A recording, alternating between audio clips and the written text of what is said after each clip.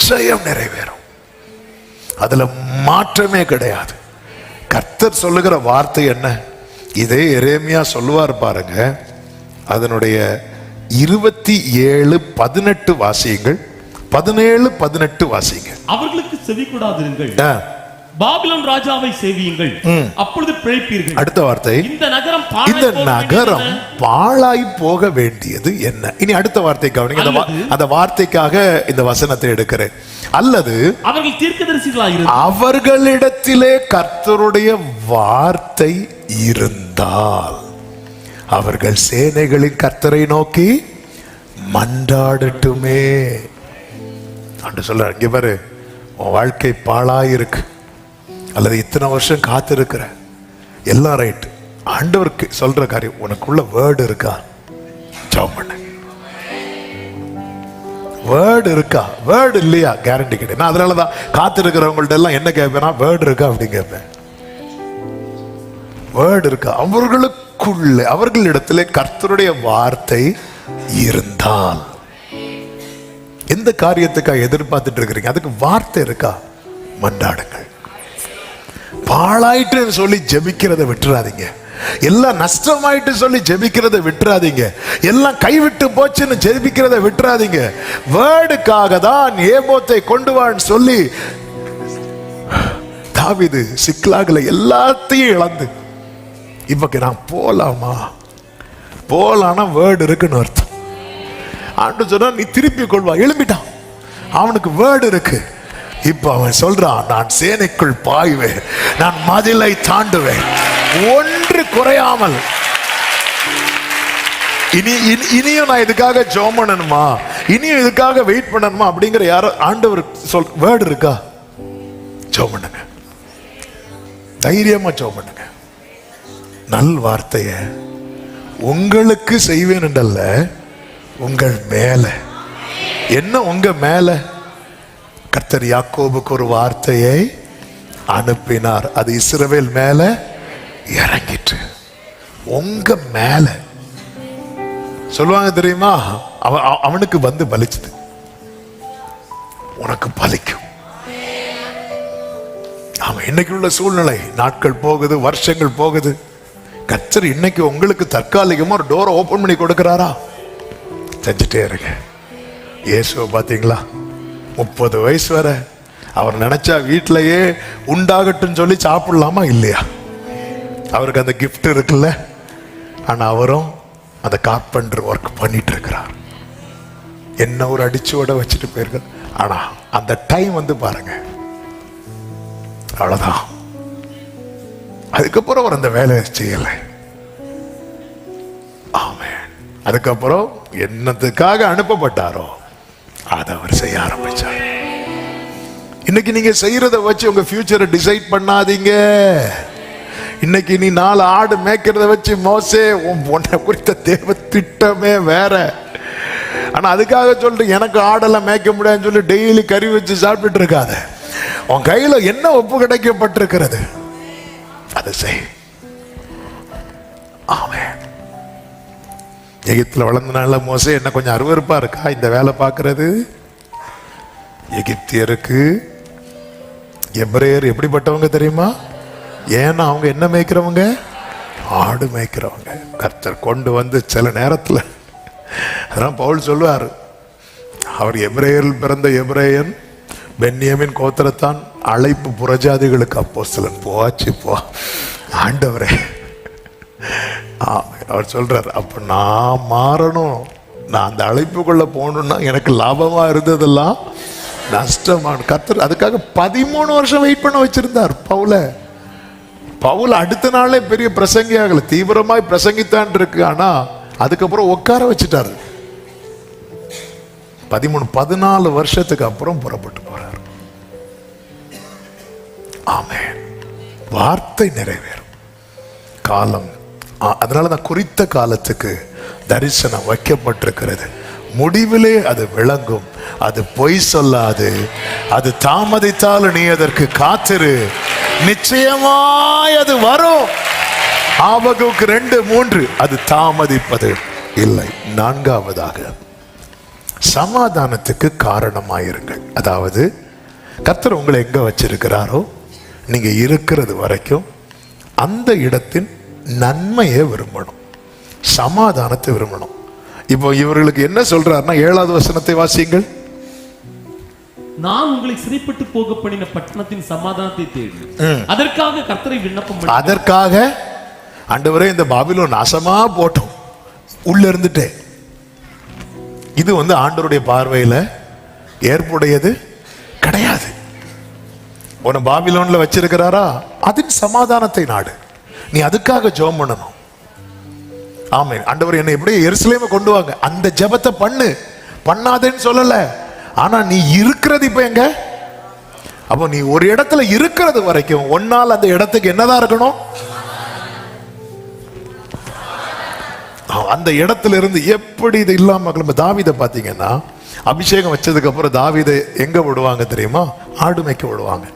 சிங்கம் வந்துச்சு, கரடி வந்துச்சு. நமக்கு இது நிலையான வேலை இல்லை. அது நம்ம எதுக்கு ரிஸ்க் எடுக்கணும்? அப்படி ரிஸ்க் எடுக்கணும்னு சொல்லி விட்டாரா? இல்லை. அவர் ஃபைட் பண்ணி அந்த ஆடுகளுக்கு ஒரு சமாதானமா இருந்தார்ல. அடுத்து யுத்த களத்துக்கு போனார். யுத்த களத்துக்கு எதுக்கு போனார்? சகோதரர்களுக்கு சாப்பாடு கொடுத்துட்டு வர வேண்டியதானே. அங்க இவர் வர்றதுக்கு முன்னாடி கோலியாத் வந்துட்டான். அவனால என்ன பண்ண முடியும்? அவன் இப்ப நிக்கிற இடம் யுத்த களம். அவனால என்ன பண்ண முடியும்? அவன் அந்த நன்மையை செய்கிறான். அடுத்து பாருங்க, சவுல்ட்ட வரான். சவுல்ட்ட வரும்போது சவுல ஒரு பொல்லாத ஆவி பிடிக்கட்டும், சீக்கிரம் கொண்டு போட்டோம், நமக்கு எதுக்கு வம்பு இல்லை. அவனுக்கு அந்த கிஃப்ட் இருக்கு. தாவீது நிக்கிறது வரைக்கும் சவுலுக்கு சமாதானம். ஆனா அது தெரியாம தாவீது சவுல் தாவீது என்ன பண்ணான் தெரியுமா? ஈட்டி எடுத்து எரிஞ்சு விரட்டிட்டான். ஆனாலும் திருப்பி கூப்பிட்டதும் தாவீது வரா பாருங்க, சமாதானம். இன்னும் ஏன் பெலிஸ்தியன்ட்ட போவான், காத்தின் ராஜா ஆகீஸ் கிட்ட போவான். அவன் அதாவது இவனெல்லாம் அடிக்கணும். யாரு நியாயப்படி? தாவீது. ஆனா அந்த ஆகீஸ் தாவீதுக்கு அடைக்கலம் கொடுத்திருந்தோம். பெலிஸ்தியனுக்கும் இவன் சமாதானமா இருந்தானே. பெலிஸ்தியரின் தலைவனையே கொண்டு போட்டது யாரு? தாவீது. ஆனா அவங்க அடைக்கலம் கொடுத்ததும், நாளைக்கு இவங்களெல்லாம் அட்டாக் பண்ணணும் தாவீது, ஆனா இன்னைக்கு அவங்க எனக்கு லைஃப் கொடுக்குறாங்க. அவர்களுடைய நன்மைக்காக தாவீது நிற்கிறான்.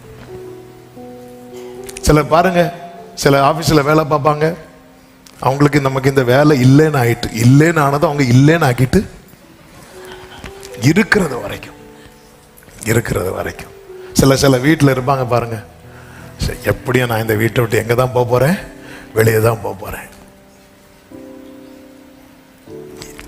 இருக்கிற இடம் என்னால சமாதானமா இருக்கும். அதற்காக யாரு கீழே இருக்கிறனோ என்னால அவங்க நன்மையா இருக்கணும். சமாதானத்துக்கு காரணமாகுங்க. ஆமேன்ல வரல இல்ல இன்னைக்கு? ஆமே. தேடல்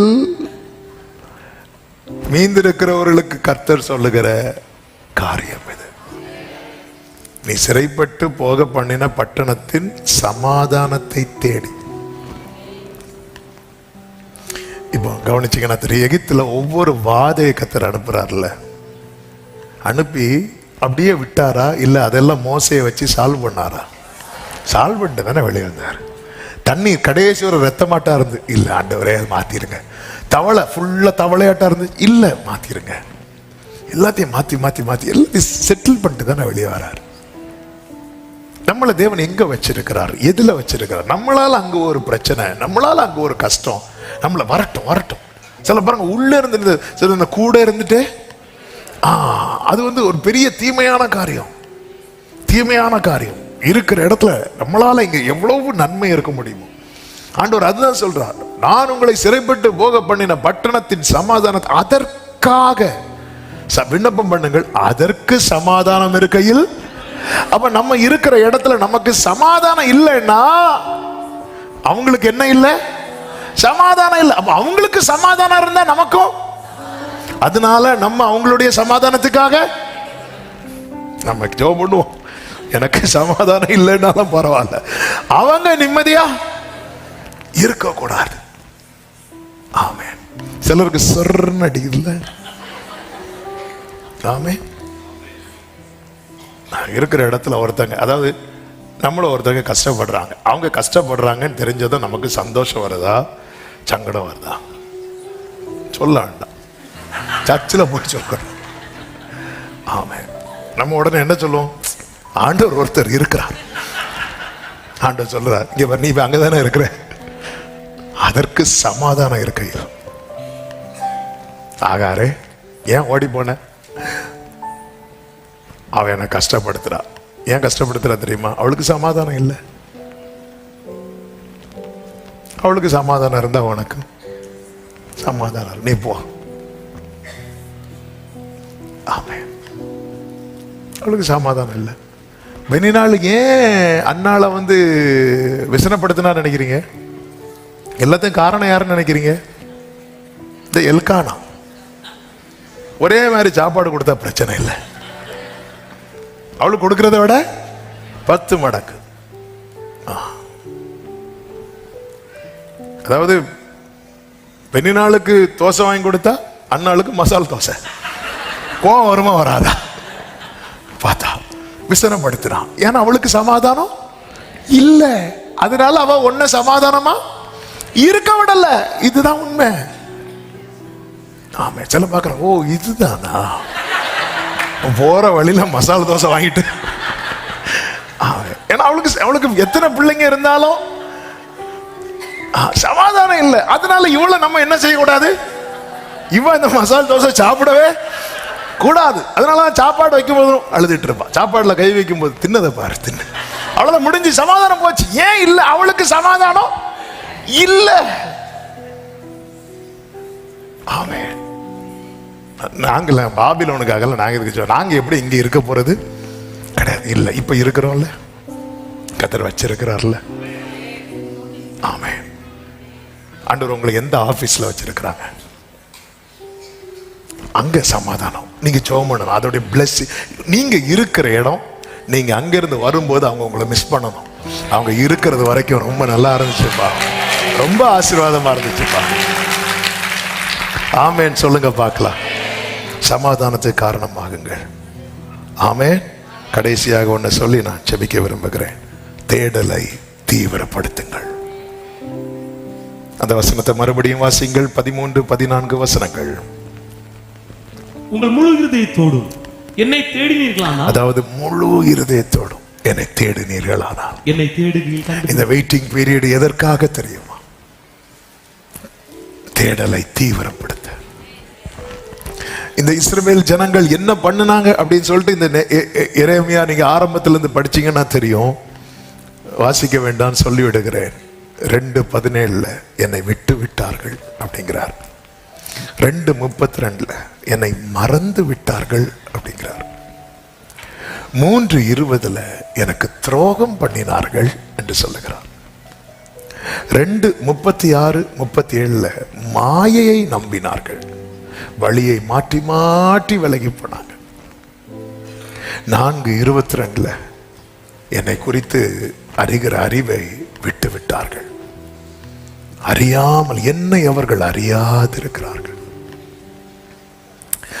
ஆண்டவரை யாருக்கு தெரியலையோ அவங்க பொல்லாப்பு செய்யறதுல தான் அறிவாளிகளா மாறுவாங்க, நன்மை செய்ய அறிவில்லாதவர்களா மாறுவாங்க. தேவனை அறிகிற அறிவில் யார் வளர்கிறார்களோ அவர்களுக்கு பொல்லாப்பு செய்ய தெரியாமலே போயிடும், நன்மை செய்ய மட்டும்தான் அவர்களுக்கு தெரியும். நான் ஒருத்தங்களுக்கு தீமைக்கு தீமை செய்யறேன் அப்படின்னா எனக்கு எந்த அறிவு குறைவா இருக்கு? தேவனை அறிகிற. என்ன ஒருத்தங்க பார்த்து முறைச்சாங்க, நானும் முறைச்சேன். என்ன பார்த்து அவங்க 2 வார்த்தை பேசுறாங்க, நான் 4 வார்த்தை பேசுறேன். அதுக்கு காரணம் என்ன?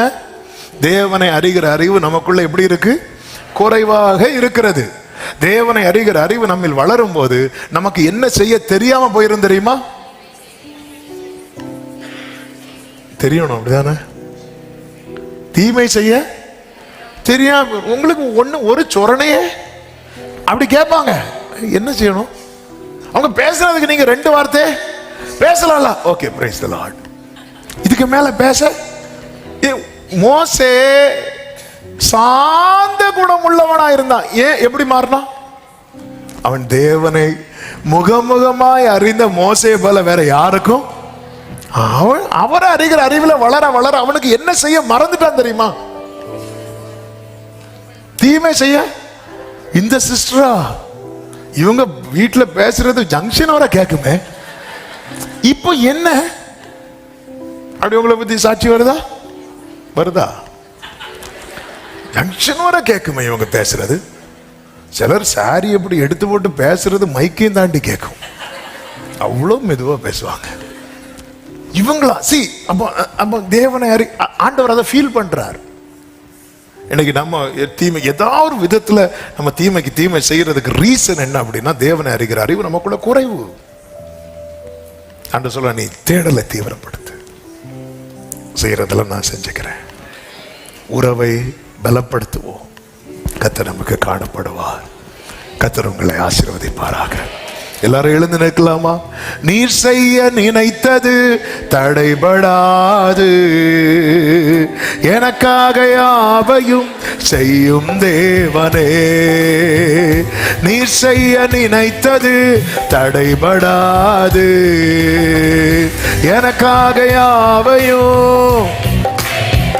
ஆமென். உம் வேளைக்காக கிருபையை எனக்கு, உம் வேளைக்காக பொறுமையை எனக்கு. நீ செய்ய நினைத்தது தடைபடாது, எனக்காக